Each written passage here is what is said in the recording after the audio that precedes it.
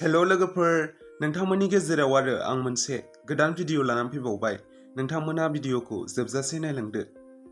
बे भिडिअनि गेजेरजों आं नोंथांमोननो फोरमायनो नागिरदों बर' सावथुन मुलुगनि मुंदांखा मेथाइ खनगिरि जायखौ जोङो बर'नि साकिरा बुङो, बिथां गिताश्री रामचियारीनि सुंद' बाय'ग्राफिनि सोमोन्दै। बिथां गिताश्री रामचियारीया गावनि इउट्युब चेनेलनि कमिउनिटि टेबआव पस्ट खालामनानै फोरमायदों दि बिथाङा साननैसो उनावनो सना मिलियन वेस मिउजिक भिडिअनि कभार संखौ बिथाङा गावनि चेनेलाव लाबोगासिनो दं होननानै, जाय मिउजिक भिडिअआव बर' सावथुन मुलुगनि मुंदांखा फावखुंग्रि बिथां संगिना ब्रह्म आरो धोरोमखुंकर स्वर्गियारिया फाव खालामदोंमोन। नोंथांमोनहा बिथां गिताश्री रामचियारीनि कभार मिउजिक भिडिअखौ नायनो थाखाय नेनानै थाथ'दो। बिथाङा गावनि इन्स्टाग्राम स्ट'रियाव मोनसे कुइसन राउन्ड खालामदोंमोन। बे कुइसन राउन्डआव जायनो बिथांनाव कुइसन सोंगोन बेखौनो बिथाङा एन्सार खालामदोंमोन। बे एन्सार खालामनाय स्ट'रिखौ नायनानै आं नोंथांमोननो बिथांनि सुंद' बाय'ग्राफिखौ फोरमायनो नागिरदों।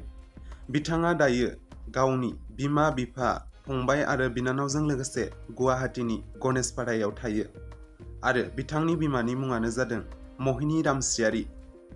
जाय महिनी रामचियारीया बर' सावथुन मुलुगनिनो सासे मुंदांखा फावखुंग्रि जायखौ जोङो सावथुनाव साकन्द्रि, जाग्लां आरो बेंकाइटि मुङै मिथियो। बिथां गिताश्री रामचियारीया गावनि कलेजखौ बि बरुवा कलेजनिफ्राय खालामदोंमोन। बिथांनि फेभरेट बड' एक्ट्रेसआ जादों गेमस्रि दैमारी आरो बिथांनि हबिया जादों डेन्सिं। बिथांनि फेभरेट डीजेआ जादों डीजे स्नेक आरो बिथांनि फेभरेट हलिउड फिल्मआ जादों द नन आरो बिथांनि फेभरेट बलिउड फिल्मआ जादों जब वी मेट। फेभरेट बलिउड एक्ट्रेसआ जादों नोरा फतेही। बिथांनि फेभरेट बलिउड सङा जादों कलंक आरो बिथांखौ बयफ्रेन्ड दं ना गैया होननानै सोंदोंमोन, बिथाङा गैया होननानै फोरमायो।